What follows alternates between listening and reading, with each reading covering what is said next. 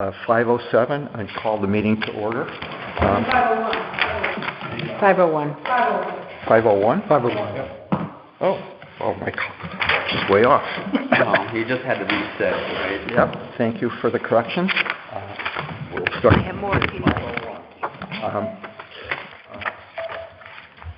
Do I have a motion to approve the minutes of the October 11th meeting?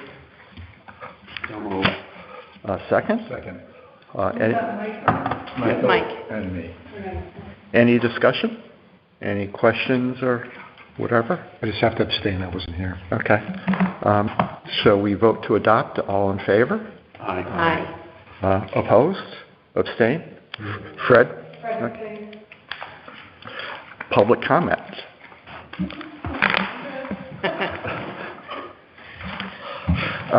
You want to introduce yourself?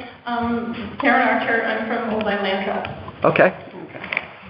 Are you going to be kind of our liaison, Karen? I'm, yes. Okay. Suzanne kind of stepping back a little bit, so Uh-huh. rolling off the board this year, so Okay. I'm rolling in. So on to open space business.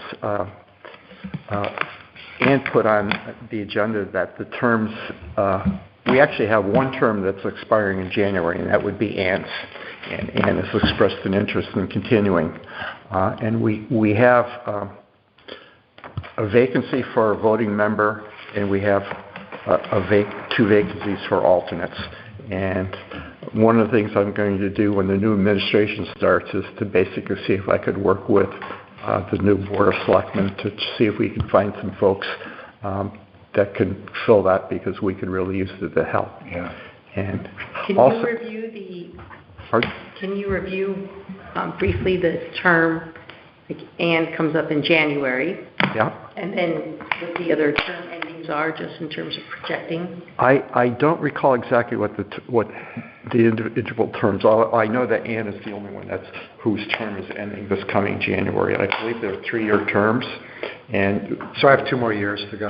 yeah, and there's a specific website now that you can link to. It's not actually on the town site, but it's a site that lists all the commissions and all the members, their party affiliation and their terms and their length of service, which is not always particularly accurate, because I think it goes back to whenever this site was established. So your many years of service to the town are probably not well recognized, Evan. And speaking of which, I'm negligent. I should say, Suzanne, that we would seat Evan. Yep. Is anybody online? Okay, I was just wondering if Amanda might be online. So I would go to the next item is Horseneck Creek Landing. And let me talk a little bit, because it's fairly simple to address this, is the application for a grant. I shared it with all of you, and I wanted to somewhat apologize in that it's been a moving target. I was just telling Michael that we needed to have the approval of the first selectman to submit a grant, and I got that from Tim this afternoon. And also, I had reached out to Roger Torrey Peterson, and I had been waiting for a couple of days to hear back from them, but Alicia Millardo also wrote to me this afternoon saying that she would love to partner with us on a project to promote bird watching at the site. Right. She was a little bit hesitant in that she told me that she was under the impression for both the town and the land trust that they would not be able to visit the properties and charge a fee, because it would either cause problems with insurance or for the town with our liability. And I told her that was news to me, that I would have to basically check on that. But no, I mean, this may be kind of splitting hairs, but the fee, we would have to charge the fee in order to jeopardize our insurance, our coverage. I told her that was my Yeah. belief as well, but I would confirm that with our council. Yeah, Yeah, because their fee is paying for the staff person to be there for the number of hours yeah. that they're running the Yeah. program, so you wouldn't have that person if they didn't participate. Yeah. At first she said, we'd love to have Joe Atwater do like a walk or something on the site, but I don't know if he can. So that's Well, how we've we got done it before. I mean, Yes, Joe, he's done it on other properties of Yeah, ours. yeah, and I don't know how, were you on that walk with Yeah, the owl walk. Owl? Yeah. At Yes. McCulloch? yeah, I don't know And when we she did came it to with that kids. determination or when that was presented her, that she came to this question. I don't know, but he did 2 walks on the Ames property, one with us and then one with the high school kids. And there was also a Lymes Youth Service Bureau play group also at Ames, in the meadow. And In the meadow, in McCulloch? yeah, McCulloch, I'm sorry, not Yeah. Ames, McCulloch too, so Joe did McCulloch, I'm sorry, not Ames. And then there was no conflict, and I think the high school kids had to sign a waiver of just for the school of responsibility and get permission, but that was all. Yeah, that would be more for, I think, an internal school thing than anything that would affect open space, would it not, Andrea? Well, Like when kids go on like a field trip Yes, to wherever, yes. yeah, but I'm saying that he yeah. attended that, he Yeah. led that. Greg, I had a question about, because I looked at the application, which is terrific, by the way, and I'm sorry I Sure. didn't... Yeah, I was going to ask if anybody had anything. Mike just gave me some comments that I'll look at. And, excuse me, and I wanted to thank Andrea for making some comments. Right, yeah, your comments were great, and I didn't know that I really had anything to add. But now that you've heard from Roger Torrey Pearson Estuary Center, should they be on the application as a partner? Because there is a space for that. Yes. Okay. Yeah, that is the gist of my apology, and that I'm making edits as we're on the fly here. So that'll be included on probably my edits tomorrow morning, and it'll be on what I send by email by noon tomorrow.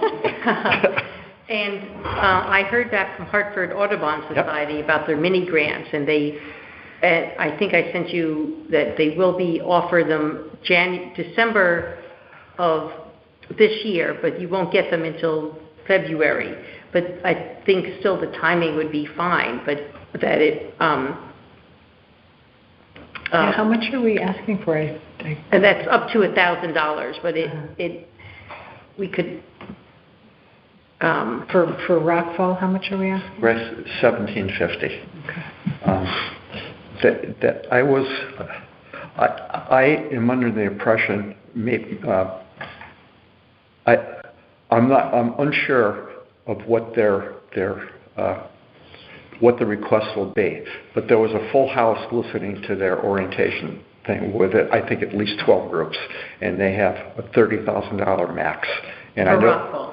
For Rockfall, $30,000 for the whole pot that they divide up. And I know some of the people will be asking for.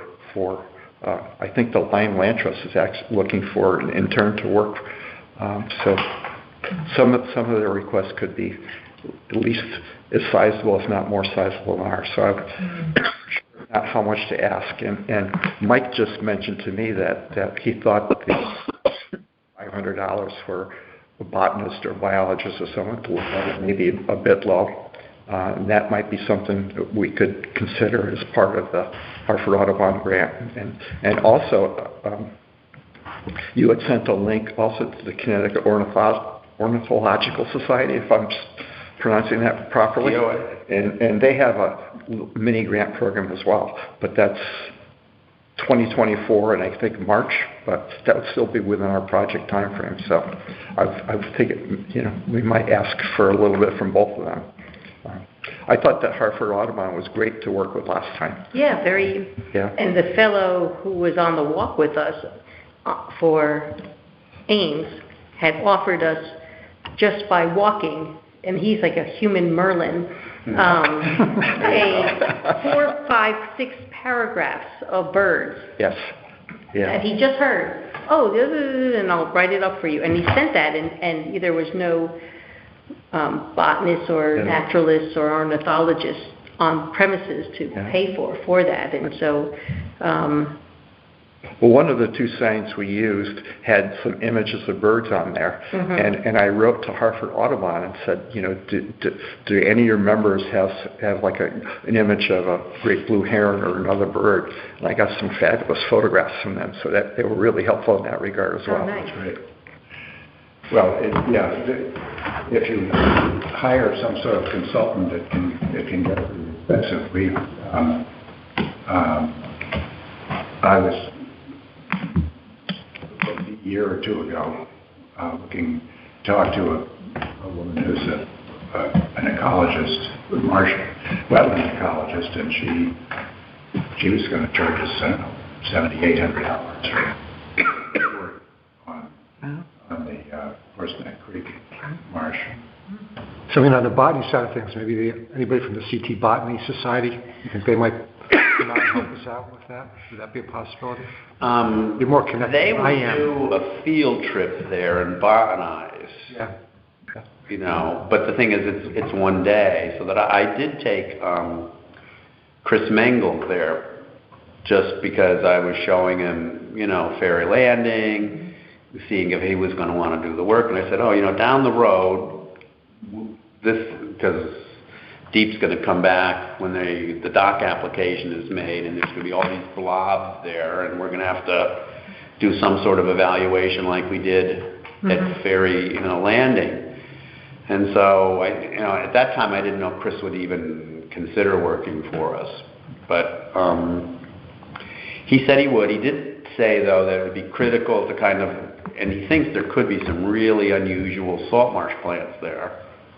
But you'd have to look kind of early spring as stuff is starting to come out, and later in the fall. There'd have to be 2 visits. And that's why I was thinking, if he spends 3 or 4 hours there, 500 isn't that much for someone with that skill level. Yeah.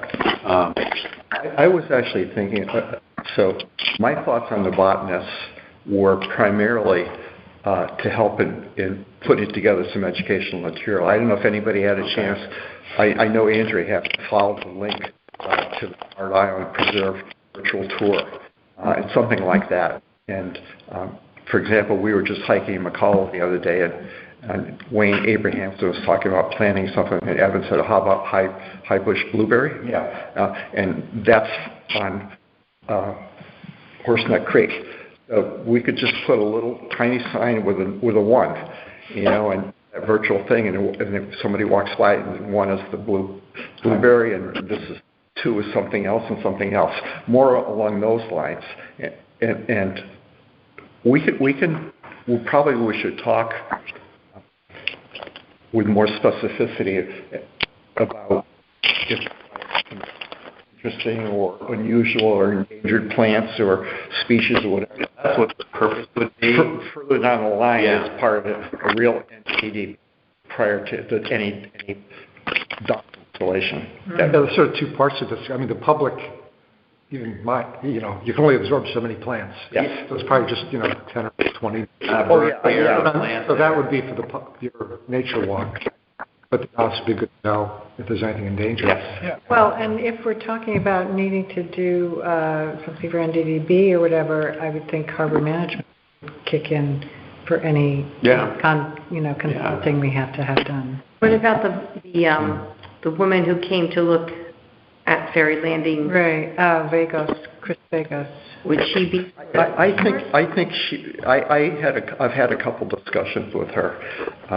I actually asked her if she could help with this grant, with the work, a walk around there, and she was very careful about that. She said, I'm really kind of restricted in terms, I can't, if I did that, it would have to be just as me, citizen of Old Lyme. She couldn't do that as representative of Stuart McKinney. the federal government. So I think she would be amenable to helping us. It's just how we would go about doing that. Yeah.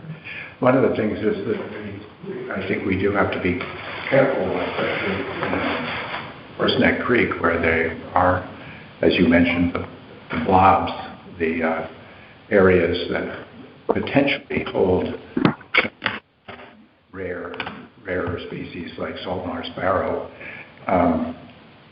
because the reason that if the Joe Blow general public wants to know what's there, DEP won't tell them. Yeah. No.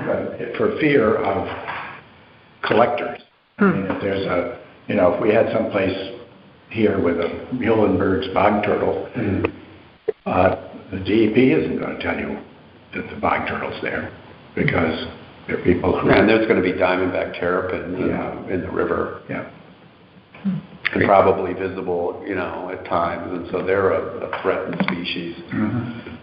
So I think cross that for bridge when we come educational to it. purposes, having the sort of the normal and indigenous plants as pointed out, whether it's groundsel tree or some of the borderland floodplain and coastal forest species, the educational. Yeah, I think that would be adequate. I think that's all we would need. Well, plus eBird is collecting data on the site. We could identify, we could say about the endangered species, but DEEP can't.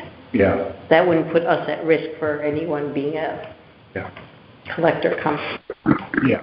I think the question, or the DEP said, could say, you have to modify the dock, or you can't build a dock, or whatever, because we know they're endangered species, but they won't say which endangered species. Mm-hmm. I recall several years ago, someone told me about a really unusual plant that he saw on Ames near the trail. But he says, I'm not going to tell you exactly where it is. I'm not going to tell anybody, because someone will go out there and dig it up. Yeah. Yeah, it's more for us to know, so that if we won't want to be building a trail through it. Exactly. It's really important for us to know those types of things when we're, doing or directing people's activities down a trail or into a field or something. If we had to move a trail because of, too wet and... Yeah. We may be, as we said on Monday, we relocate the Bartholomew Trail. So we want to know what's in the way. I had to put it. The last thing I wanted to mention was to bring up the fence again, because I would very much like to have that fence in place prior to our next meeting in December. If you could pass that down. So this is, I was hoping Amanda would be here so I can...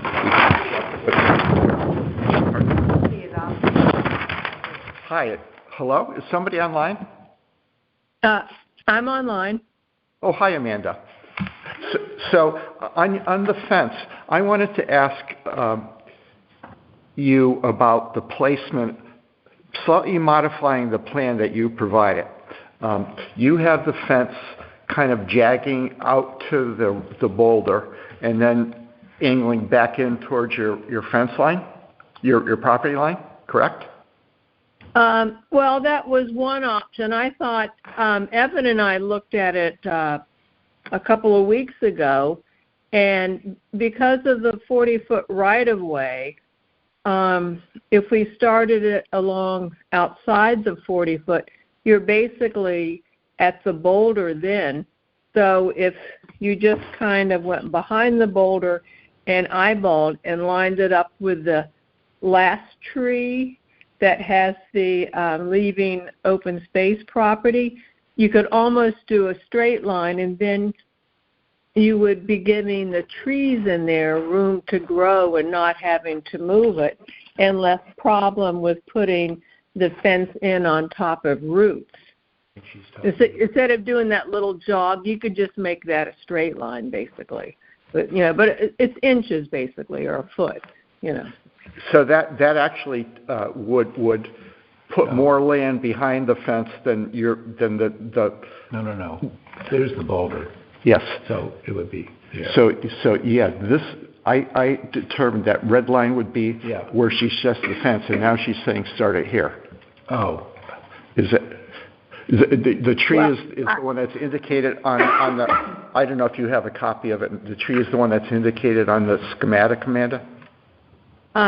Actually, I have nothing with me, so I can't There's comment. one tree on the schematic. Well, let me tell you what I was going to suggest. One of the issues that I talked about with Tim Grizzle subsequent to the last meeting was he was of the opinion that the town might want some type of agreement between you and the town if there's land that the town owns that's put between the fence and your property. And I was wondering if we could basically come up with a compromise that would eliminate the need for that, and also basically kind of somewhat follow your suggested compromise that you included in the red ink on the thing. And that would be to have nothing, so between the boulder and your driveway, or the boulder and the 40-foot right-of-way, have nothing. The boulder is just outside the 40-foot right-of-way. I think that the boulder... It looks like it's at least 10 feet away on this map, Amanda. Right.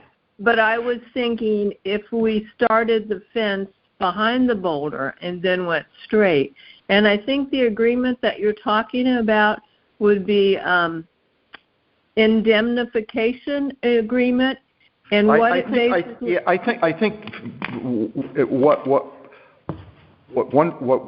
was talked about was basically that I know there's no what's the word where you have adverse possession. There's no adverse possession with the municipality. Thank you, Amanda, for my senior moment. That you not do work and do planting on there and treat it as if it were your own. Not you, but you or a future occupant 20 years down the line or whatever. So my suggestion. My suggestion would be, as a compromise, if everybody's for this and if you're for it, again, between the rock and the right-of-way, have nothing, no fence. Start the fence on the far side of the rock from your driveway and just go right along the property line from there, catching where you had it written, have it marked in red on the mark, the map. Are you locating the fence behind the boulder? yeah. It would not be behind the boulder. The fence wouldn't start until you're past the boulder, going horizontally along the line. So the boulder would not be, there would be no fence in front or in back of the boulder. The fence would not begin until one walks past the boulder following your property line. Well, I think what... Can you follow that? I can follow that, but I think what I'd like to do is stake it out with, snow stakes, and then look, because you're talking basically 6 inches or a foot. It'd be nice if it was a straight line. I agree that the boulder would be a good place to start the fence. I'm on the opinion, and we can talk about that now too, that we're not going to be 6 inches from your property line, that we have enough space that we can go behind the fence to repair it with whatever, so you're a couple feet but Greg, from the property line. I agree with you, but I'm not sure where my one section of fencing hits in your perspective of that. So that's why it'd be nice if the town fence came and just intersected my fence. So that's why I just have some concerns, and I would rather, because it angles. That's not it's a straight line, but it angles. So I just want to make sure that we're all talking about the same angle.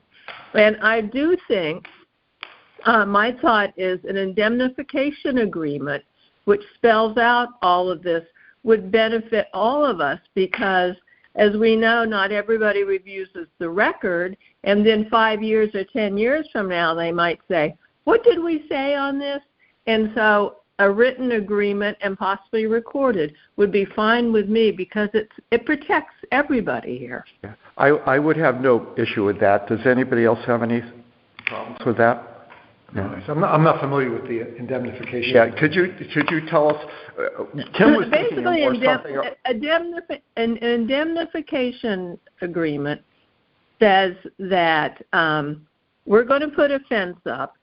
It's going to be here, and we do not acknowledge this fence as a boundary line, but this is to protect the public and the private property, and the homeowner agrees not to improve it any, and the town agrees to respect that as a buffer zone between the properties.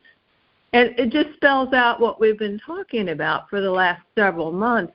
So if I was ever to sell my house, there would be something so the new owner would say, is a written agreement, it'll show up in a title search. That's why I think recording it might be good. And saying, I can't do anything behind the boulder because that's town land, but I recognize the fence as a boundary line, and that's my protection from the public. It just spells out what we've all been talking about. Well, we would recognize the fence as a buffer, not a boundary line. As you had right. said before, that we would not recognize the fence as a boundary. That seems to be a benefit to both the town and you, Amanda, and I would have no issue. Thank you. I would not have a problem with that, but I just, without looking at, what you're looking at, I would like to have you start that fence behind the boulder and then make sure that the angle doesn't make me take down that little section of fence. And so it goes, because it eventually angles out so it lines up. So I think we just have to go and eyeball it. That's my only thought. Her section of fence isn't on town property, though. I think about a foot of that fence is on town property. Oh, well. So that's why I would angle it. So how would that work? How would that work if that fence crosses property lines, then, Amanda? If we connect with that or make that part of this overall fence? It's at a different angle. But what you would say in the in the indemnification agreement, you would acknowledge that a portion of my fence is on town property, but it's allowed to stay there because we know we can't have adverse possession. It recognizes the couple of little articles. We're allowing that as a buffer zone, and other than the fence, I'm not going to improve it. I'm not going to plant trees or plants or, it's going to be left in a natural vegetative state. Something, they'll throw in some language like that. Does anybody have any response? Well, just have to remind me where Amanda's fence is. It was over by the driveway, isn't it? No. It's somewhat along the property line, Amanda? Is that correct? It's on the if you're looking at the boulder, it's to the right and behind that big flower bed berm, and it angles off. It's just one section of 8-foot fence. And I think that Gates told me about a foot on the end, but if it presents a problem, I can just shorten it. It's just things that we should tweak in this agreement, but we could leave it, your fence would just run from behind the boulder, and that line angles to that big tree where all my brush and logs are, and it would just run in a straight line like that. I think is this the fence? Wouldn't this be easier to determine on site? That's what exactly I was going to say. Pink tape, because this That's the edge of wall. This is the third meeting that we've Where gone she over the landscaped. minutia of detail about this, and I agree. I really want to move past this and We had an agreement. That's why I thought I could get my driveway stakes out, and then we could just mark it there and say, this is fine. Well, I'll agree. I'd like to make a motion that, and we may not agree with this, but what Greg has outlined earlier is to start the fence on the marsh side of the boulder along the property line and extend it. And we can include the indemnification agreement to maintain Amanda's fence where it is. Would anybody second Fred's motion? I want to know why the fence isn't on the survey map. Which survey map are you talking about? The one that you gave us, that the surveyor did for you. He has the edge of lawn where you've kind of landscaped a little bit onto the town property, but I don't see the fence there. If it crosses the town property, there should be a split rail fence symbol somewhere. Well, if that's the latest survey you're talking about, that's not an A2 survey. This is the survey you presented at the last meeting, Amanda, with the red line. With the red lines Right. that are written on there. And I think that he was just showing the boulder, the right-of-way in that area. I don't think I asked him to show that because we were trying to figure out where the fence was going. And I can get him to show that on there. That's not a problem. I can get him to show that. I think what I would like to do is kind of move along as Fred suggested and get the fence in and get this behind us so we can start to focus on some other properties and maybe Fred and Mike or a few of us can look to see where that fence is located with you and get that squared away. One other thing I was going to mention as part of my thought, Amanda, I have a horrible copy of it, but I tried to. This is what my printer was reduced to. I sent some information to folks, and I was hiking in Maine, and it was that's a sign that's put up by the Nature Conservancy, smack on a boundary, and I know that you have a sign, but I would be amenable to putting up a sign basically saying, visitors don't go beyond the sign, respect property owners, whatever. If you would like that between the boulder and the right-of-way. If not, we can just leave it natural. I think a sign would be appropriate, but not only for me, but for Black Hall. And I think one of my concerns, as there's more and more potential use of this property, is the right side of the driveway is abutting wetlands, and also a good chunk of that is Black Hall. And previously it's been mowed and attended to, and I would hate to see parking along there, first of all, because it's in the right-of-way. But I think something like that sign should go on the right side, so it will discourage people from parking on the right side of the driveway. Well, because I think if you look at where you all park, when you come down, you park all over. You park on areas that are supposed to be, you're supposed to be parking in the parking spot. So people are going to have a hard time. I'd like to just focus at this point, on the fence and get that behind us. Okay. And we can talk about the parking, whatever. And I do see, and I agree that our parking areas extend into the 40-foot right-of-way, and they need to be moved. I would make it one other point, Amanda, too. I was down at the property maybe a couple weeks ago taking some images that I wanted to see if I could come up with something to put in the events magazine. And the Black Hall Country Club piles of wood chippings also are within the 40-foot right-of-way. And if we want to really be strict about who's doing what, they need to move that mulch. So that's up to you all to tell them. Right. I'm just saying that if we're going to be crossing T's and dotting I's, that's an imposition into the right-of-way. But in any event, so Fred made a motion. I'm not objecting to that. So, but anyway, yes, that would be great. Fred made a motion on the fence. Would anybody care to second that? Can you reiterate it, because I didn't fully. Yeah. Okay. The motion is to position the fence the way Greg described earlier, which is on the marsh side of that boulder, along the property line, set back 2 to 3 feet, and then that's where the wet fence would go.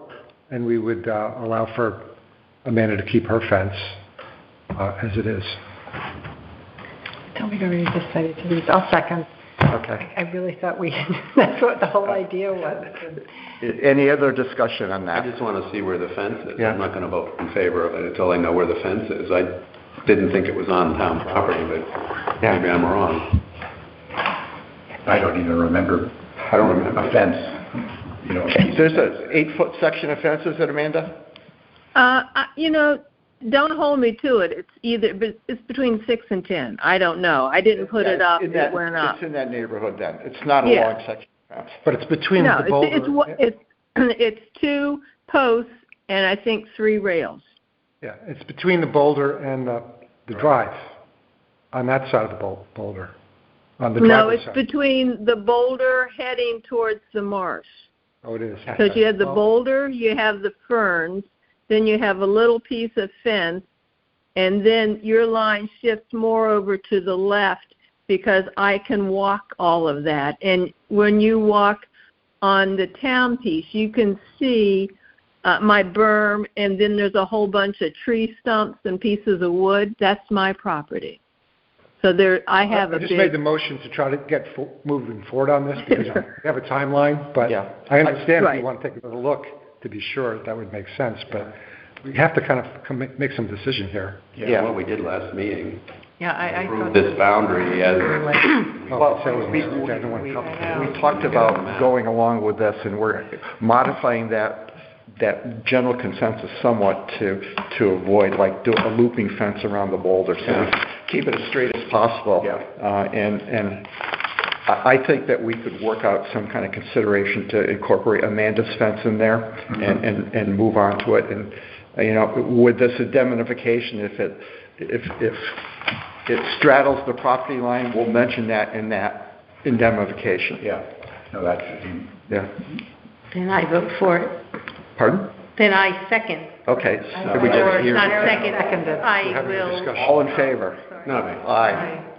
I don't know what we're voting for. Are we voting for the location of the fence plus some indemnification thing that we have to review? That is correct. Yeah. We're voting to run a section of fence that abuts Amanda's property line as straight as we can, incorporating her fence from the marsh side of the boulder to, From the boulder to the marsh. from the boulder to the marsh.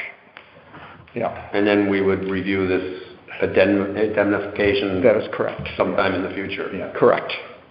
Yeah, I could support that. That's what I thought we did last Okay. All in favor? Aye. Opposed? is Amanda attending? Abstain? I am Amanda, I am Amanda- abstaining. Okay. Okay, great. So we will get together with you in some fashion to see how the fences can meld together. And in the meantime, we're going to go ahead and try to dig post holes and order fence and get this up, and we can move along. Okay, thank you very much. I appreciate it, all of you. Okay. So, moving on to Ann in Ferry Landing. Yeah, I was hoping to get down there today, but when I got back late. Yeah. So just to sort of, I think I may not have copied the universe on the idea that I met with Deep staff at the property on Monday to discuss the idea of them taking down ailanthus trees on the property, on the state property, so that they would not pollute our property. And they seem amenable. They asked me to mark the trees that were in question. And so I did my best to do that, but not being a botanist, and having no leaves on any of these trees, I kind of felt like it might be a good idea to have another pair of eyeballs take a look at it. I don't know if you had a chance, Mike. I did. You did? Yeah, Bless fine. you. Bless your heart. Take them down. Okay. So, I I would mark actually, more, but yeah, Start. we could mark more, but, you know, Sometimes they'll lose. sometimes, on some. uh-huh. But It was- she's got them marked well. Well, sometimes it's in a little branch. I know. Get in- Oh, I could it's too reach. thick to get into where the trunk is. Right. So, anyway, I marked about 52 trees. Wow. And the discussion, an interesting point that their arborist raised was that, you know, if you take all those trees down between the street and this property, that you're kind of saying, here we are, and making, I mean, it is a state park, but it gets very little attention except by sort of birders in the know at this point. And that was what they prefer? And that's what they have preferred, but, you know, it's a state park, so what they prefer is, you know, maybe not what they can get. But anyway, that may factor into their decision of, you know, whether or not to take the trees down. And what if other trees, more native trees were planted in this? Well, I suggested that. I said that's another option, you know, which costs. You didn't mark a lot of the edge trees, though, on the road. No. It's more interior. Right. So And, I don't think it's you know, gonna and affect- truthfully, I would have liked to have marked more on that path between the park and our boundary, but it's pretty darn thick in there, so, Well, I think, you know. I think once you take the trees out and the sunlight gets on the shrubbery underneath, the shrubs are gonna grow Right. very quickly. Right. And there isn't gonna be an issue of people viewing the property from. Right, which, and again, I come back to, it's a state park, so. The other invasives can grow. Exactly. I would just make note of what Evan said.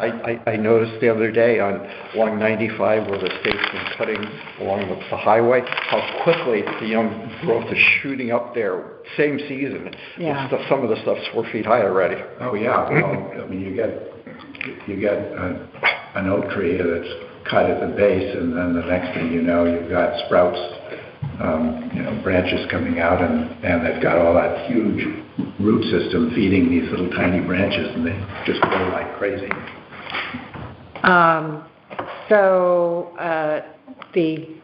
It was really wonderful that Mike made time to get down there, because now I can tell them that those are the trees that we want to go with. They are in the process of putting together a request or whatever internally to do other tree work at the property down there, the Marine Headquarters property. So it's great. I can pass that along, and thank you very much, Mike. Phragmites project is on the list. Before let's finish up on if you want to talk about the drone. Okay. Well, I was going to get to that, but the Phragmites, as just a quick thing on the Phragmites project, Ann and I talked back and forth about Dennis Quinn, the herpetologist we had to have on site for the mowing, and we ended up determining, since that's part of a necessary part, a condition for DEEP for approving the spraying, that we pay that out of the state appropriation, which we've done. So we were given, I think, $22,000 or $25,000 for multi-year treatment of the Phragmites by finance in a special project. So Did they do it on the 11th? they did. They sprayed, and so, you know, the next step has to wait until we reapply for the permit in January in order to do some mowing next year and presumably more spraying as well. Well, we would just need I think we might be all set though, Ann, because as far as the mowing goes, we didn't apply. Right. We actually don't, but if we want to spray we did go to again. inland wetlands for that. Right, but if we want to spray again, we have to apply, and we should do that as early in January as we can. And Pond and Lake said that they would reach out to us. And Pond and Lake would mow one at what timetable? Early in the spring before nesting. Now, they're just mowing and treating at the northern end, right? They're doing the circumference. Are they doing the circumference? Yeah, there's not that many Phragmites on the State side? eastern side. Because in talking, I must have not been clear to Chris. Well, I want to get to that. Yeah. That's another issue because I had a very, very long conversation with him. And, but I just wanted to sort of run through the drone issue. So we had hired Nancy Merrick to do mapping as well as drone photography of the site. And that was another thing I had been in conversation with Deep folks about, and they were like, yeah, we don't normally let people do that, but that'll be fine. And I said, well, I'll give you a heads up when we're actually going to do it. And it rained endlessly, and then the day came when it was clearly going to be possible to do it. And about 3 days before that, I emailed them, and I got an email back that said, please see below what my captain had to say about this, which is that we need a special use permit in order to do that. And there is actually no application for a special use permit online. Yeah. You just have to know who to email so that they can come back and say, yeah, well, we don't really give those out. So They basically said no. They basically said no drones on state land. But we have made nice, and we have deep friends that have, sort of helped along to the degree that they can, and the indication is, reasonably positive, and they have been informed that we have a time constraint here. We have to spend down our... You can't just agree not to photograph any of the state property, but just... It's not about photographing. No, they were talking about safety and a number of it has to different do with considerations. having a drone on state property. Stems from that guy who was running back and forth on Hammond Avenue, taking pictures of bathing beauties. Yeah, I have found, though, that for both this particular issue and the issue of getting the NDDB moved along, that it does help, sorry, Karen, it does help to write with the town email. They seem to be much more responsive to something coming from a municipality email address than perhaps an individual or private organization. In both cases, when I wrote them a letter or email, they responded within 24 hours. So this is a question of individual privacy or just inappropriate pictures of people bathing? There's no nude beach there, is there? And it's in January or February, so no one... Bathing beauties in the Phragmites. Yeah.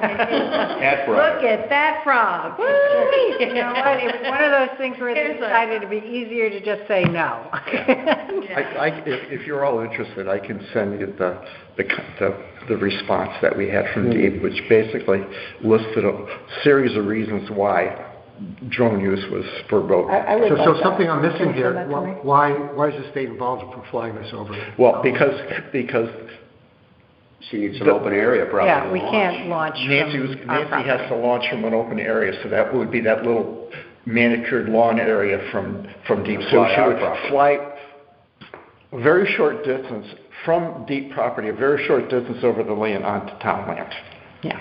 But on the other end of the property, we could get access, right? I mean, we have a property that...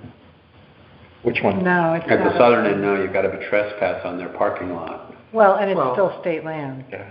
So, but... You couldn't launch it from the far end of the pond? I don't think Yeah. so. I think. Or a neighbor? Is there a neighbor I don't know. that backs up on it, like a private person that you I mean, could ask? I mean, we could ask. Maybe you can launch it from your yard. If we don't get approval, frankly, that we might I consider guess. alternative. Fly over the... Yeah, The old- actually, you're right. The house. Launch it from my driveway. And just... Anyway, thank you for thinking outside the box. I like that. I'll keep Possibly that. not, You know, if we haven't heard from them in another couple of weeks, well, so my other question though about it was, you know, if the point was to identify canopy, that ship has sailed. There is no more canopy to really speak of. So what she would be photographing now is terrain and, you know, pond depth perhaps, or I'm not even sure. So I spoke to, just as an FYI, and I haven't had a chance to discuss this with you, Ann, yet. I spoke with Anita Mancini, the new finance director, this afternoon. I asked her, would there be any way that we could do some type of agreement with Nancy where we would say that we would pay her, have a contract in which we would set monies aside and pay her in the spring when she actually does the work. And she said the town has no real ability to enter into an agreement like that. But she said if we wanted to work something out with the grantor, if the grantor would agree, saying that you would have so the monies would not be spent, but the monies would be committed under contract to be spent at a future date. Anita thought that would be fine from the town perspective. That's okay with the grantor's perspective. Okay, well, let's hope it doesn't come to that. I mean, as it is, I was just sort of I had framed it that we were paying her for 2 drone flights, one of which would be accomplished in the spring, simply because that's, and I don't think that CFAC, and I don't think that the Connecticut, they go for that. I don't think they'll have a problem with that. If, just because it's a... Just tell them, we weren't able to launch because... Well, if we don't do any of it now, that's, I guess, another way to get through launch it. from a different location. We could also get a little boat and just paddle out to the middle of the pond and launch the drone from there. I like the way you guys think. We can do that. Great. This is why we have such a creative group. I love it. I remember back, predates maybe it's several people in this room, but we had at one point investigated whether to have drone use on open space land, and we had, I don't know, maybe Vanda recalls his name, but we had a gentleman come in and make a presentation to us and show us his drones and so forth.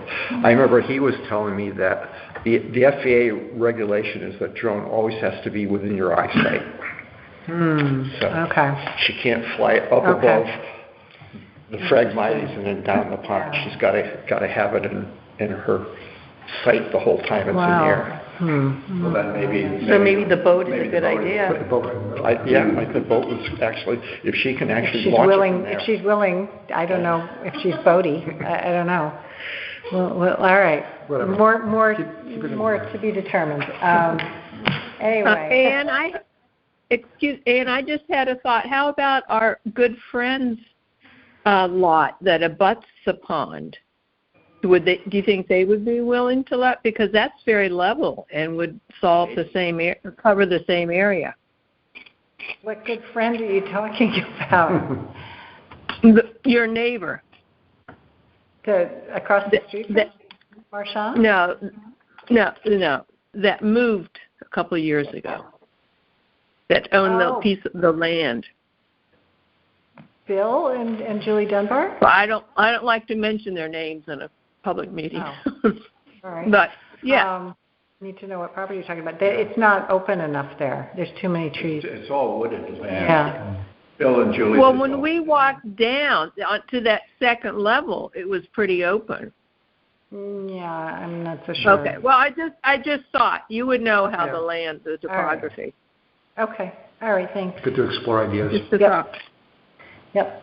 Okay. So the sort of the last bit, I guess, has to do with Chris Bengals, who's the botanist that we engaged to do an inventory of wetland plants. And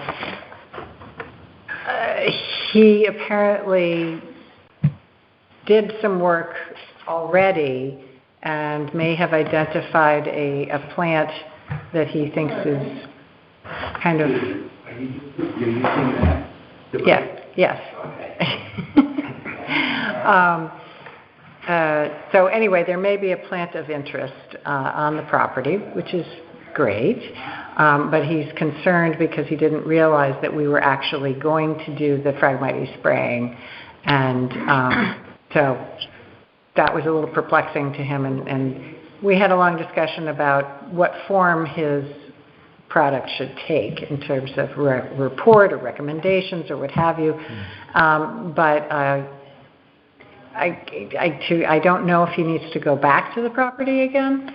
I don't think so. I think I might have led him to believe that we were holding off the Phragmites program, and I thought I clearly told him we've already started the program. Yeah. We're applying for the permits. We've already cut it, and it was going forward. I really wanted him to, check the more viable sections of the wetland. As it turns out, the Phragmites section isn't as bad as you might think it is. There's actually little interesting plants growing up in it. And if we aren't, doing it just to the southern side, it might be a nice comparison to, the treated versus the stuff down at where there is Phragmites down near the state. I don't remember more that cattail. being- More more cattail. cattail. Yeah. So he was a little disappointed. He thought, it would be held off till he was able to write the report. And I said, well, no, that wasn't. I must have misspoke about that. Well, I was more interested in the upland and the viable, little drainage wetland that we were trying to identify plants and things. I didn't think there was going to be anything in the Phragmites, but apparently there is. He's a little concerned that the treatment could impact it. Right. Well. And so we'll find out. I said to him, this is our first rodeo, actually, and we're and I kind of recorded information gathering status here. He wasn't that crazy about the state's program on Great Island and stuff either, because he said no type of inventory was done ahead of time. And so they could have, killed some interesting stuff. He's very conservative when it comes to plants, and I realize that now. And Throwing the baby out with the bathwater, huh? yeah, but I think, he'll do what we need him to do on the upland and stuff, and the report's going to come. Right. Especially, he did look at the southern end, and if we don't hit that as hard, it'd be a nice comparison. I don't remember that being cut. Maybe I just missed it, and I didn't look down there. It was in spots. Okay. It was sort of a little bump out, but... And it really didn't look like they sprayed much. I mean, did they just...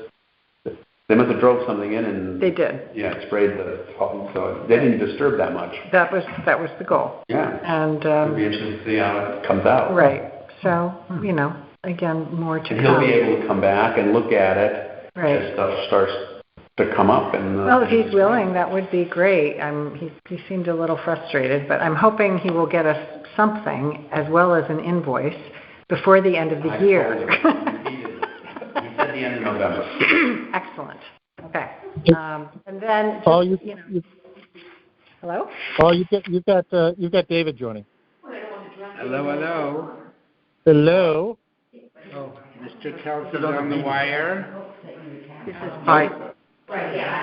Open space is in the meeting hall, so we're up in the conference room. Hi, Tim. We're sharing a line apparently. Party line. Oh, it's a party line. So how shall we do this? Yes. Well, there's a reason. Well.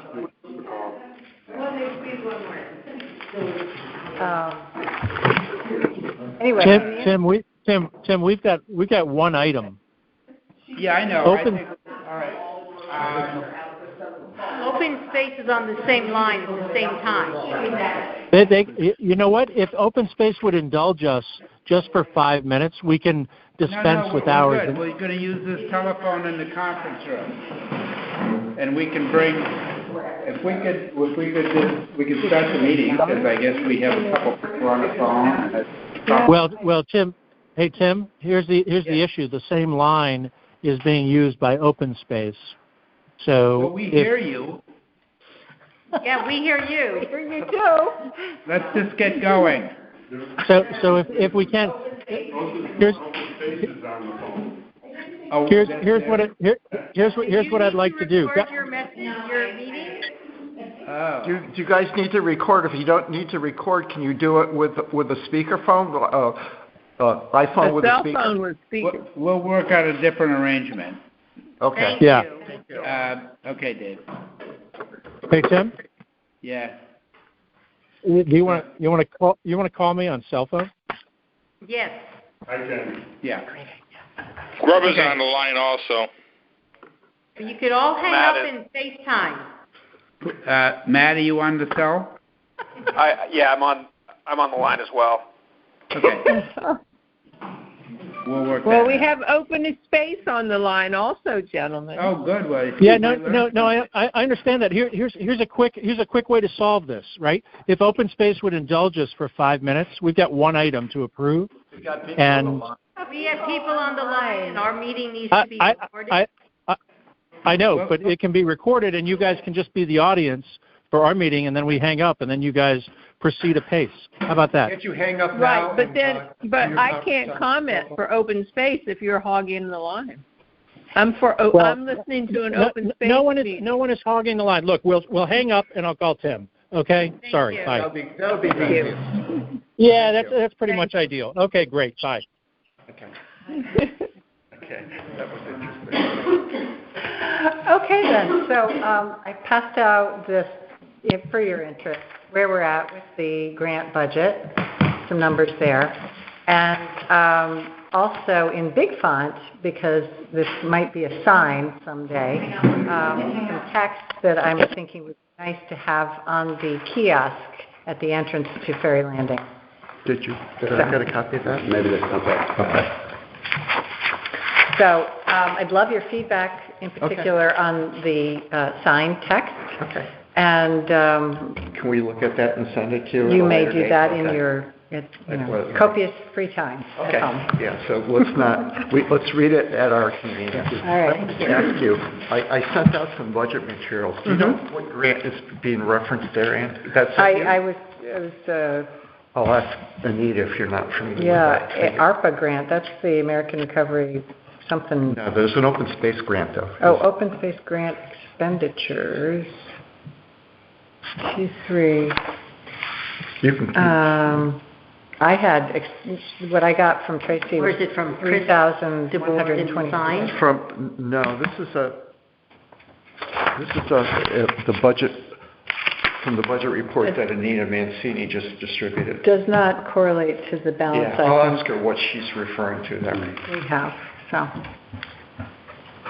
All right. So moving along, when we were at McCullough the other day, we ran into Suzanne Colton-Carey, and she wanted to watch Bartholomew, and she said the bridge has been washed away. A section of it actually is separated from the main bridge, and there's a gap, so you can't cross that waterway. So we have to come up with some type of solution for that. Evan and I talked about maybe trying to determine if there's another beaver dam further upstream from the road, or if there's another way to ford that waterway where it's a shorter distance, so it would be easier to create a fence, and we might have to reroute the trail. But in any event, that's an issue that we have to address. Rob McCarthy, to that point, who lives in town, approached me at the Midsummer Festival about his experience with bridge building, and something to the effect that I guess he was proposing some bridge across Whippoorwill to Ames to complete the path that was once there. That's quite a long span. Let's maybe he can test his design on this one first. Well, that's what I was saying. I mean, but he offered to help. Yeah. And so, and I know him, let's talk. What's his name again? Rob McCarthy. Do you have a contact? He's with the fire department. I have a comment on the Bartholomew Bridge. Go ahead. So, you know, we've been dealing with this bridge back and forth, and we had the potential for a scouting project, and that fell apart. And then, and I think this ties in with the beaver deceiver that's been an issue this summer there. And when we talked to Mike Callahan, who installed the beaver deceiver twice, and there is a lifetime warranty on that. So he walked up. Evan, you were there with me. He walked up and says there are more beavers up there. And when I've been walking that lately, you can see a lot more light and the beavers are cutting down. I had Jim Mildren over there a couple of times, but we know Jim's having some health issues. But I don't know if you all know Al Bond. He's done a lot of work for the town. He's done work for me. And he does amazing work, and his prices are very fair. And this has been an ongoing project for several years. And maybe it's time to get someone that does this type of work for a living to come in and look at it and give us a price and some thoughts on it. And doesn't Mike Callahan have some responsibility to come back and... Yes, he does, but we need to work on the contact beaver him. deceivers and... Yes, he does. And that would be up to the board to contact him, and I think, and tell him it's failing, and then get Ed in Public Works in and go through, because Ed, as I took pictures when I showed you, I happened to be passing by and saw all this. The muck is getting in the culvert and it's blocking it, and so they were in there with rakes, with shovels, with front end loaders, pulling it all out. So I think it'd be great to get Mike back, and because he said it's guaranteed for life. But the bridge is something else. But that we've gone through that bridge so many times, and it keeps expanding, and you really need some. And we still have the existing wetlands permit on that, but I think we need some heavy equipment in there, and that's beyond, a couple of kids and a weekend project. And I'm just thinking Al could come and look at it and at least give us a price and a thought on it. It doesn't cost anything for that. So I looked at that, the beaver deceiver, and as you indicated, the town did take out a lot of muck and mud and so forth. There was a little bit of vegetation along the fence that we could clear up, but the water did seem to be running through there fairly well. Yeah. I think I wouldn't characterize the beaver deceiver as failed in that site yet, though we can maybe have Mike Callahan come out and take a look at it. I think as you're kind of indicating, there might be an issue further upstream where you're saying there's another dam and there's more sunlight from trees being taken down and so forth. Yeah, so maybe we need a second beaver deceiver up there. But I think that let me just finish. In terms of the inland wetlands, do we actually have an approval for a bridge, or was that contingent on a Yes. Evan took it through, and we have that. And they approved a bridge, but we couldn't, with the group we had, we couldn't build it because we couldn't get equipment in there to actually sink posts into the wet area. So did they approved it? Was there an issue with wooden bridge? There were two bridges. There was the swing bridge and the wooden bridge. The swing bridge, they didn't like the swing bridge. Okay. They said, but the other bridge we have approval for. Yeah. And we just we've got a 5-year permit. And we just need to put in piers or posts or something? Yeah, I think, I don't know. I think that's what Jim Mildren said. You need to do some pounding in at piers. But, Greg, in that Bartholomew file is a copy of the permit. Okay. So if you look through that. But, there are two issues. Yeah. There are two different issues, but I'm just thinking this bridge has gone on and on. We've had floating piers in there. We've had everything. And it's going to be a liability. I worry someone's going to get hurt. It's already been a liability, Amanda. I went across it before, and it was kind of shaky and it's awful. Yeah, it was not up to what a municipality should offer its visitors. So would that inland wetlands permit allow somebody like Al Bond to bring equipment Al Bond, in there? yeah. I think so. Okay. Yeah, because let's for a specific type of bridge. Yeah, let's do some scouting for that property, and then we'll move on from there. Greg, the other thing is, if you hired Al Bond, Jim Mildrum can work under him because he doesn't have a, his liability policy. And I don't know if Jim Mildrum is able to work or not, but Jim has, I bet, all the wood that we could use for that. Yeah, we talked to Wayne the other day, and I'm a little bit skeptical of how much Jim will be able to do. That he's having surgery to relieve a pinched nerve or sciatic in his back or something, and Wayne seems to suggest that he's not going to be up for much in the way of I agree, but he's got all that wood that technically it would be perfect for all that. Yeah, that's a whole other issue, the use of the wood. Yeah, but at least the material cost would be less. Okay, so we will look at Bartholomew, and let's move along. I want to talk a little bit about McCulloch. Evan, Michael, and I walked the property with Sophie Duncan from the Nature Conservancy, and Wayne Abrahamson joined us. Good. Sophie was fine with the property. Everything looked good.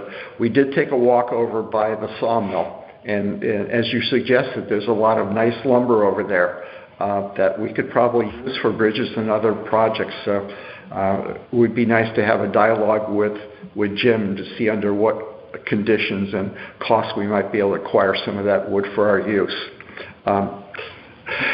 You had also asked Peter Norris to send me a couple images of right. But Peter didn't give me any information.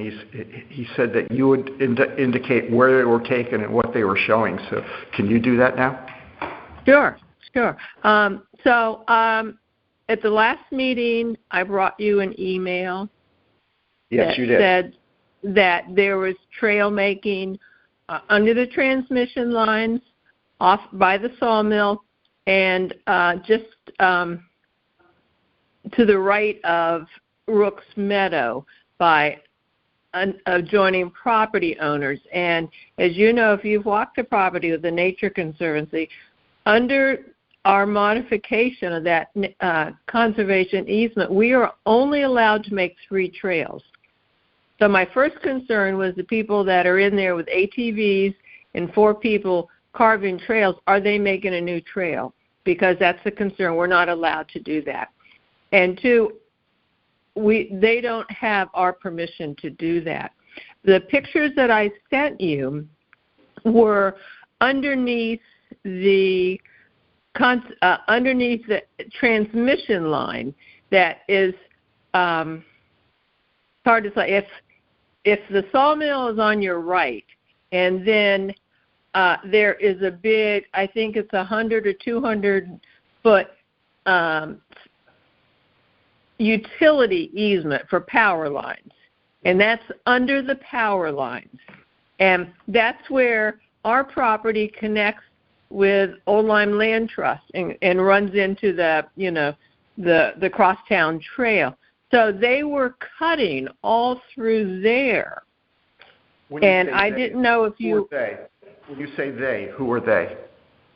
Well, this is hearsay. But according to that email that I gave you last month, it's the person that bought the Vasiloff property. So let me respond, Amanda. So we particularly walked over there to look at if their mowing was taking place. And Wayne suggested to us that he thought the mowing that was along the power company right away was done by Eversource, and he thinks it was in relation to the replacement of some poles that they did further on past the sawmill. Is that your interpretation? That's what he said. No, because, and again, this is all hearsay. I think we need to go to the source. That email that I provided you. Okay, let me just follow up. So you provided me that email, and subsequent to that, I wrote to the Tevises. I got an email back from Amanda Tevis saying that she was going to check to make sure that her workers were not doing anything on town property. I also had a long conversation with Michael Tevis, and he was very apologetic. He says, if our our folks did anything on town property, it was because they were unsure where they were. He said he will talk to them and make sure they don't do any work on town property. He was very adamant about that. He said, I want to be a good neighbor. I don't want to upset you guys. I don't want to do anything I shouldn't do. And in fact, he even offered, he said, I know that Jim has got some health problems. He says, I've been trying to help Jim out. And he says, at my own expense and own work, took out 40 tires and took them to the dump from around the sawmill. And he says, I have equipment if you guys ever need anything done for your parking lot or whatever, and Jim can't do it. He says, I'll be happy to help it and do it for you guys at no cost. Okay, but that email, and I had, prior to that email, because I asked those people to send me that email, I had a long conversation with them, and one of the women walking speaks Spanish, and when they came across these 4 workers with an ATV clearing our trails just to the right of Rook's Meadow, they said that they were directed by Amanda Tevis. So there's. When you're saying to the right of Rook's Meadow, that's the property that's heading down towards Annis Pond? No, that's the Green Trail, Tree in the Gap Trail. You know how we go to Tree in the Gap and it splits. I don't know how that trails to the right of Rook's Meadow. That kind of comes around to the, if you're facing Jimmy's Pond, that trail goes behind and to the left of Rook's, correct? Well, there was an area that was mowed as we came into Rook's Meadow from Tree in the Gap Trail. There was a couple of strips of mowed property, and Wayne said he had mowed it. He had mowed.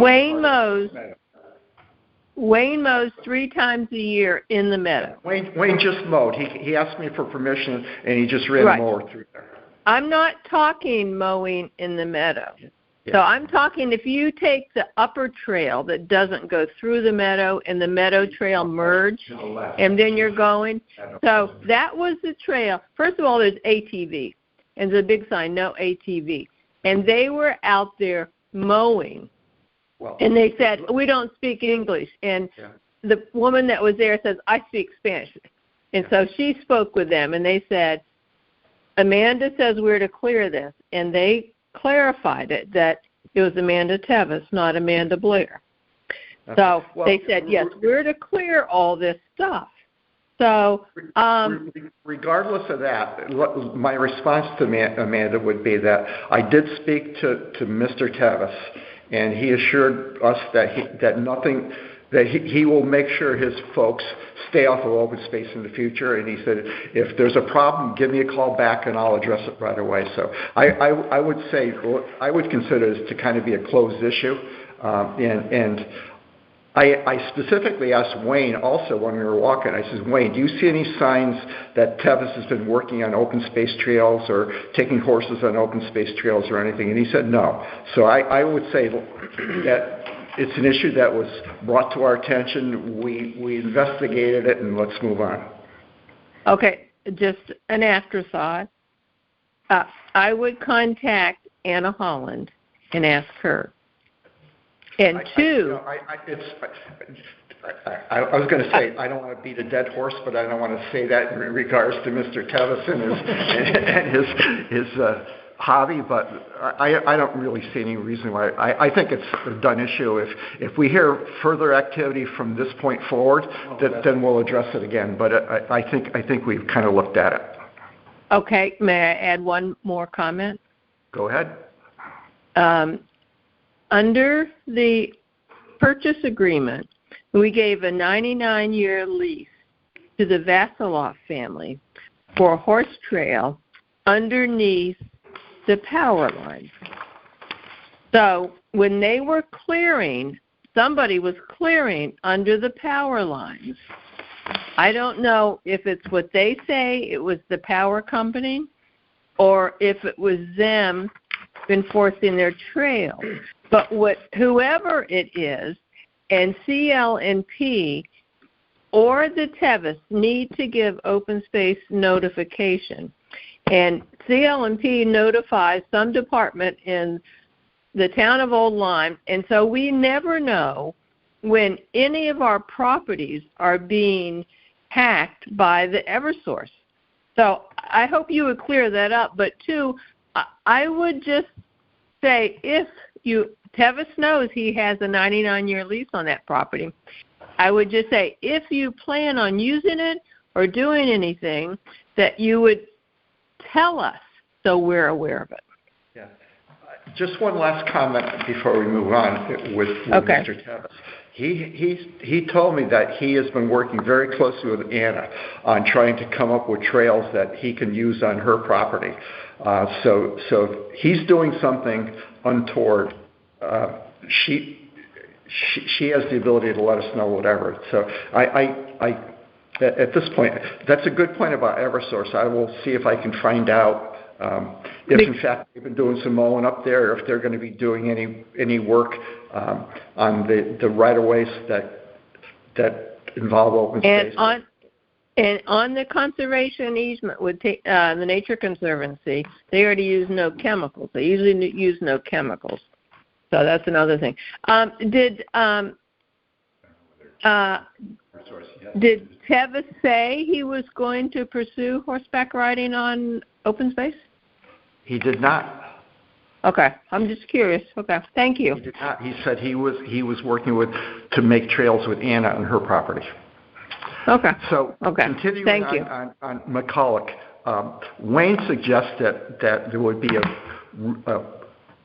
very nice little spur trail, really kind of right off of Tree in the Gap parking, up that little rise. He says you go up there, you've got a wonderful view of the pond, Jimmy's Pond at certain times of the year. And I asked Sophie Duncan, how much of a job would it be to do a little spur trail? Would that be considered to be a whole new trail or whatever? She was going to get back to me on that. So that's just something to look into down the line. I talked to, I mentioned that to Dave Gumbart a couple of years ago. And what did he say? He said, that's not really a trail. So It is beautiful. I have walked that with a couple of people. It's beautiful. I think that would be something interesting. I would map it and then run it by them just so we don't get Nature Conservancy on our bad side. But, yeah, it's beautiful. It's gorgeous. I agree 100% with it. So I think it's possible. So the last thing about McCulloch is unfortunately, I got tied up with something and I was not able to come to the Board of Selectmen meeting last Monday. I really wanted to go to have a little ceremony honoring Tim for his service to the town, and Judy took her. But apparently from the Connecticut Examiner, the Affordable Housing Commission made a proposal that the Board of Selectmen unanimously approved to give them $19,750 to transfer ownership of two McCulloch property sites back to open space. It said the request included $12,000 for a subdivision application to split two 3-acre building envelopes that the town purchased. The agreement gives the town, obviously, it talks about the time that they have to do something with it, and open space will get the $100,000 back. Michael Foliano said the parcels need to be separated from McCulloch and given different deeds so they can be transferred to Habitat for Humanity. So I will look into that. That's just all I have is the information that was provided in the Connecticut Examiner. I'll send a copy of the article to all of you. Okay, good. Okay, I would call Mike Carey, and because he's representing them, and saying, what is this? And let him decide. That's a legal issue. Yeah, well, I just want to see what Mike Foliano's plans are. He also asked me to participate on a steering committee, and I don't know if that committee's meeting or whatever. I haven't heard anything about what's happening with that. So, can you send me that, what you said? I will send a copy of that article to everybody, Amanda. Yeah, I'm not sure what he's asking for there. Yeah, my thought in reading that article is, why would one town commission charge another town commission $12,000? because that's possibly what he paid, but I don't think he's done anything because he hasn't taken it to planning yet. And we've provided him with a survey, recorded survey, showing the two lots, the placement, which has to have Nature Conservancy approval. So that's a weird tactic. I'd be curious to see what anyway, that says. rather than okay, trying to hypothesize what's going on, I will contact Mike. I just saw that article, unfortunately, around 4 o'clock this afternoon. So, moving on. Andrew is reading the article, but do you have anything on community outreach, Amanda? Andrea.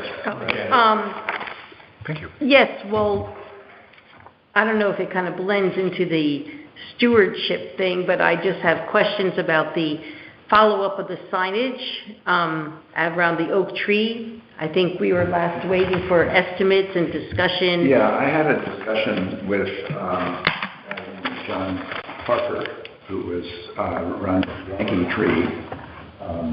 I happen to have friends who were friends of his, and he lives over on Doesn't matter.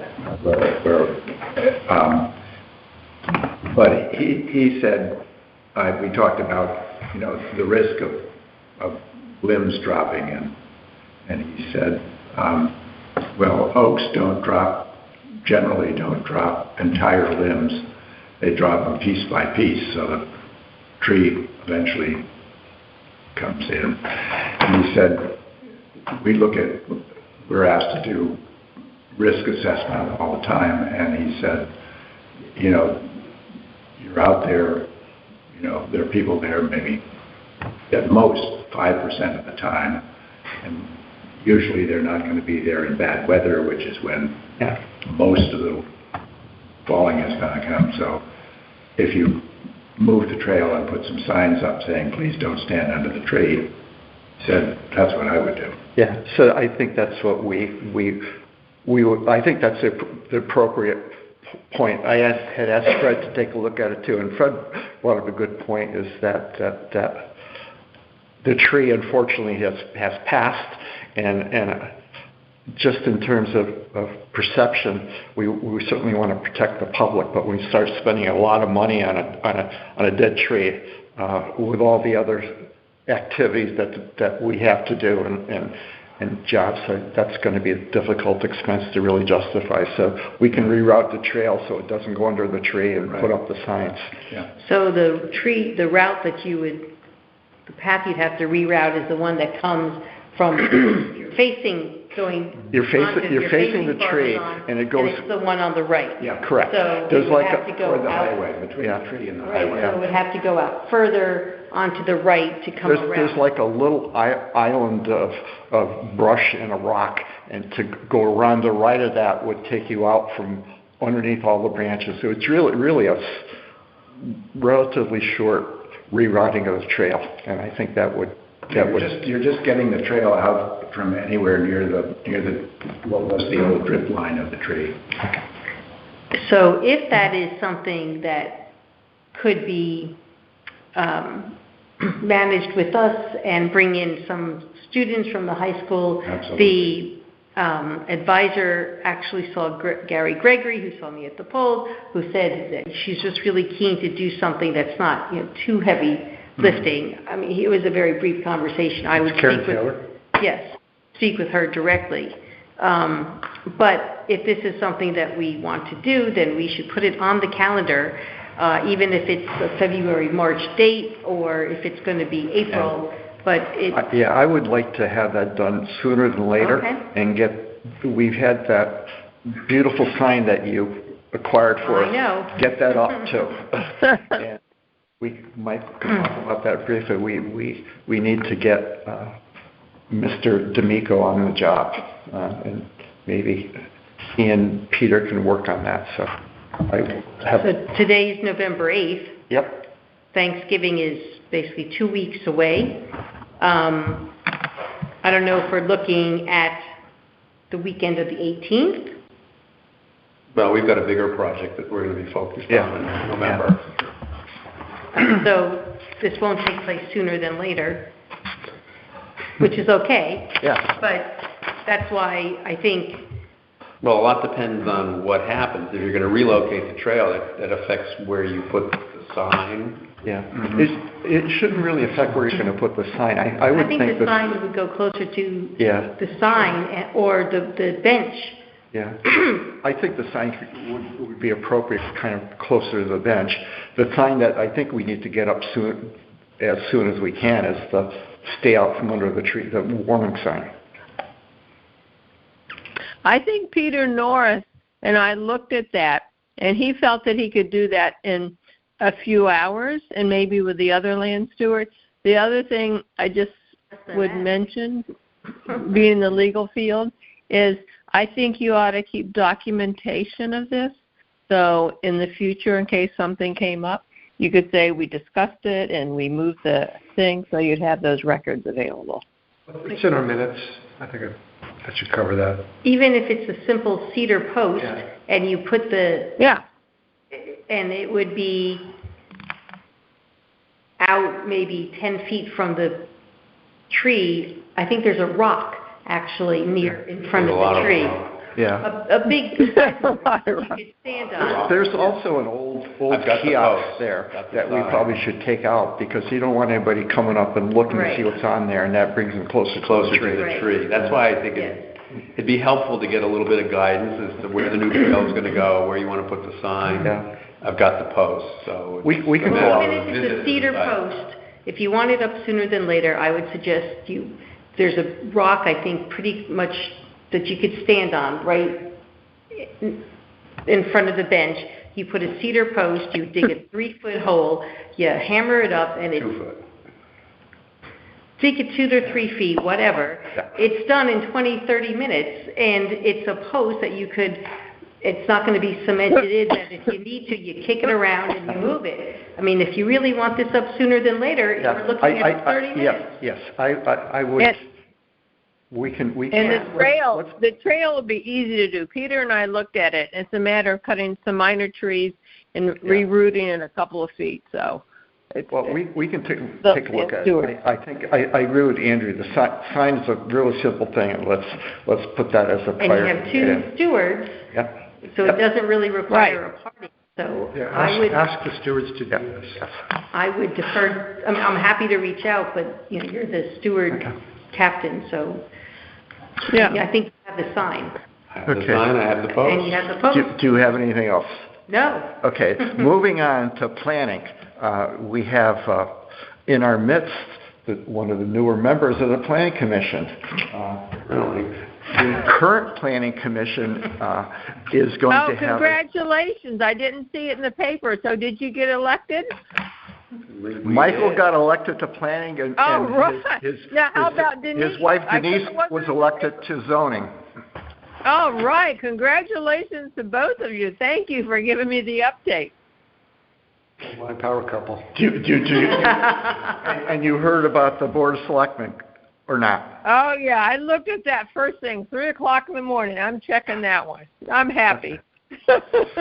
So. We got a request from Kim Gross for a re-subdivision of a lot on Macnick Drive. It is the last lot at the end of the road in what is zoned light industrial, and it is a 6-acre lot that an applicant wishes to basically divide into 2 lots. I saw that. According to Eric Knapp, the current Planning Commission, in any event, takes the point of view that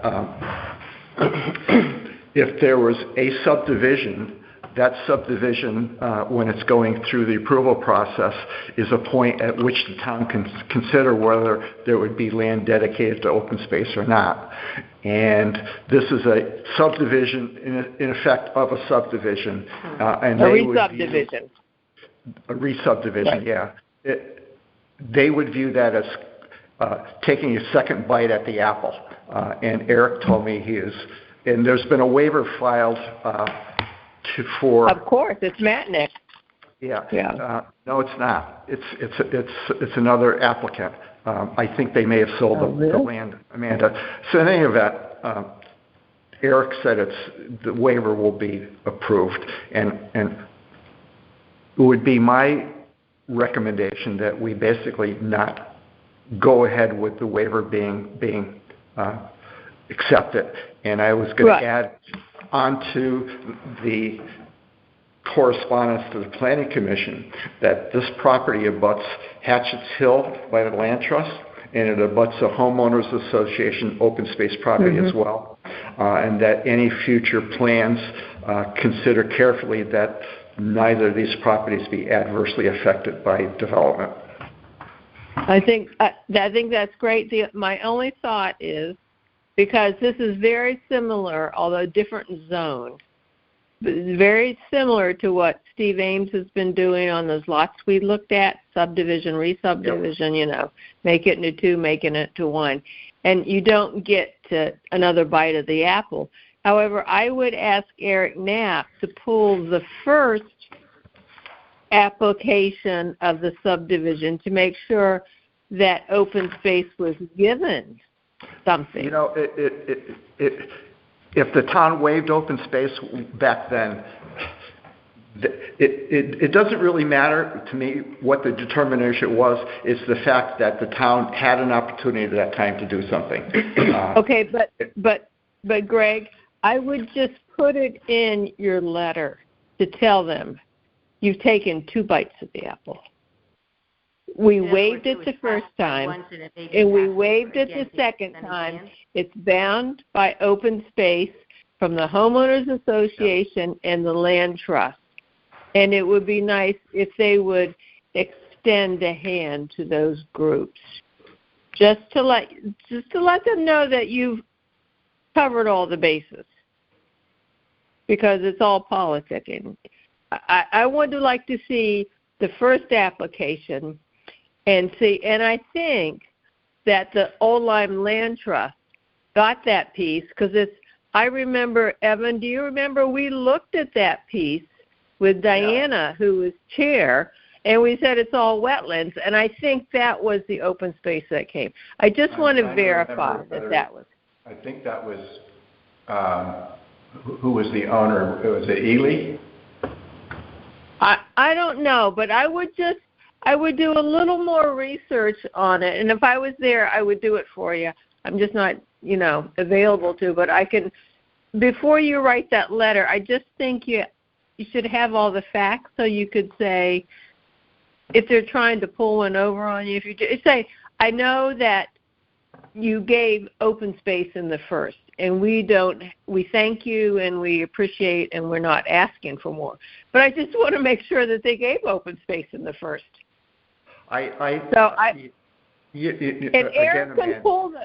Eric can pull those files and tell you. It's a little bit like standing in front of a locomotive, Amanda, and saying, slow down. I think at this point, I would just say that I would not even reference the past. I would just say we would be okay with a waiver and move on, and I think that would help us with planning. At a future point, we're really coming to them to ask them for something, because it's my belief that. Go ahead. I just think that you and I will agree to disagree, because I would want to know in a re-subdivision if they received open space. And if they did, I'd want to thank them for it. I want to make sure that in the original plan, like we ran into Short Hills, when they modified it, open space with a conservation easement on it, I want to see from the original subdivision plan what those 2 lots or that 1 lot was supposed to be. Does it have a conservation easement on it? Is it supposed to be part of the open space? I'd say to Eric, I would generally agree with you, but can you send me a copy of the first subdivision plan? Because that's when it was decided what was to happen on that property. So now, 10 years down the road, and this family is very familiar with the regs in Old Lyme. This subdivision. You want to went make through- sure what this is. Yeah, this was back to 1992, Amanda. I take your point. I think what I would like to do is when the new planning commission is seated, is to basically get together with them and talk about how we can work with them for open space. Under what conditions do they think it's appropriate to request to have open space allocated, dedicated? Under what conditions would they view having a fee in lieu of open space? Under what conditions would they grant a waiver? And basically see what how the new board feels, and we can negotiate with them and talk to them about that. But I think in this instance, So we're talking about 6 acres, right? we're talking about 6 acres. So they could potentially do 10% of that maximum. So it's a very small amount of potential gain. Yeah. Next to nothing. Is it 10% or 15%? Well, Right. either 10 or But you 15% have of 6 acres is Yeah, much. but 10% of, But you're bound by open space. Here's the thing to remember on this. When they came in for a re-subdivision of a property on Short Hills, and the first thing they asked, this is when I think Bill Dunbar and I were co-chairs. They said, it doesn't really affect you because we're just doing a lot line modification. And then all of a sudden, it came to us that they're revamping all these lots. So I went back to the original subdivision approval. I looked at the subdivision maps, and the property they were subdividing was property to be deeded to the homeowners association, which never existed, and it had a conservation easement on it. A conservation easement is bound by the state of Connecticut. You have to approach, and we did this on McCullough, the Attorney General to modify any conservation easement. So all I'm asking... We're getting a little off base here. Right. We're talking about one simple little property that's being divided in half, and all I'm asking is ask Eric Knapp to give you a copy of the original subdivision plan. Yeah, I would decline to do that, but thank you for that recommendation, Amanda. Okay. So does anybody else have any thoughts on how we should respond to planning? What is the property like? Is there anything worth protecting? Is it, what's on it? I have no idea. I would presume it's land that's zoned LIA. So it's light industrial, 2-acre property. Yes, I said to everybody. That's and Macnick Drive is where the dog pound is. Yeah, this actually has town property that abuts it as well. There's the town public works area, then there's another lot, and then this property. Right. Eric, Evan, as you're coming down Hatchetts Hill Road, the property on the right, it's a lot of wetlands. You have the back up to Chestnut Hill, subdivision. So it all merges together. My only concern, if it had prior restrictions on the original subdivision. And that's what you need to ask Eric for, is those maps, to make sure that you're not part of the chain of events that triggers a state review because you violated any easements. That's why I would just say, Eric, it looks good, we're going to go ahead, but I want to see the original plans. Because it'll say on it, conservation easement or this and that and whatever. Is it incumbent on open space in making an opinion to planning that planning can accept or reject to do that research and enforcement of a conservation easement, Amanda? Well, no, but an attorney will sue you and make that your responsibility. So that's why I'm just asking you to be proactive. Eric has all that knowledge. You don't have to research it.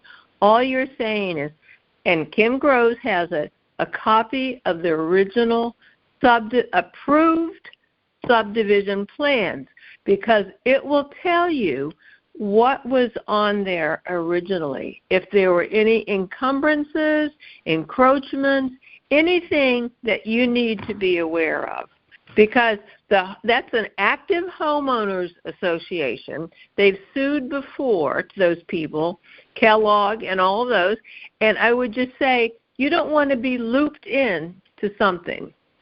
And I'm just saying, just look at the plan. If it looks fine and you look at the minutes and it was approved and it's just one big lot, no big deal. But you did your due diligence. That's my only thought. Okay, thank you for that. So I'm going to move on. Okay, move on. Okay.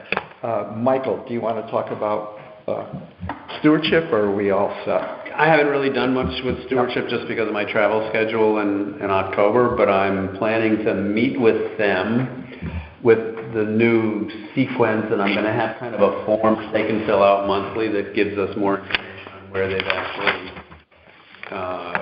worked and which trails they've actually covered. And I've gotten from the selectman's office kind of one of these magnetic stickers for the side of their car when they're doing work or, doing stuff on the properties. So if people have questions.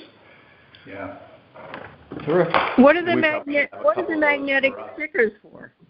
The magnetic sticker says Town of Old Lyme with the seal of official business. Yeah. So, and where are they to go? They go on your door. On the door, you could leave them on the... When they're parked. Hopefully no one steals them. Dashboard visible through the front too. window. I'm sorry, I'm confused. So what are these stickers for? When they're doing work and doing stuff, I'm thinking of being a little more official, maybe getting them a hat and an ID card so that when they're traipsing through the woods and doing stuff, if a citizen has a question, what are you cutting that vegetation for? They'll have a readily available steward. Yeah. A steward hat and a steward card.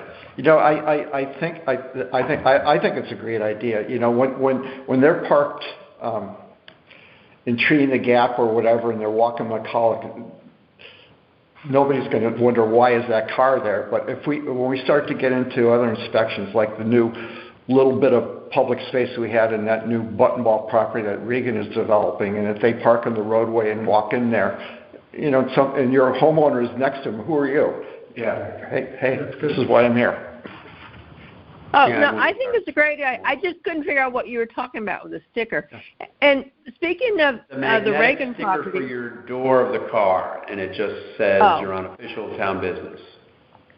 Oh, I was thinking something that might slide on the dashboard. But, yeah, no, I think because when Peter and I walk, we run across a lot of groups, and I think that would be great, even just the old hard hat. I just had to buy one down here, and you just put it on. Well, of course, you don't want to walk with it, but... Yeah, I think that's an awesome idea. But have we accepted the piece from the Reagan? Is that a recorded deed? Yes, we did. Mike made a presentation at a town meeting. Okay, because their Reagan Homes post is in front of our open space, and they've been seeding it and everything.